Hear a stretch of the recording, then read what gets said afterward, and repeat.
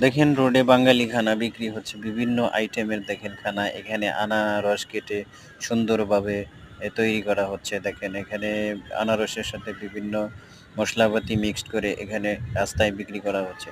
তারপরে এখানে পানির সাথে বিভিন্ন রং-বেরং বা চিনি মিশ্রিত করে এখানে ড্রিংকস জাতীয় পানি বিক্রি করে পাবলিককে খাওয়ানো হচ্ছে। এখানে শরবত তৈরি করা হচ্ছে। দেখেন বাংলাদেশের পথে প্রান্তরে বিভিন্ন ট্রানজিট পয়েন্টে দেখেন এইখানে এই বিভিন্ন ধরনের খানা বা বিভিন্ন ধরনের খাবার, শরবত এগুলা বিক্রি করা হয়। এখানে মুড়ি বিক্রি করা হচ্ছে দেখেন।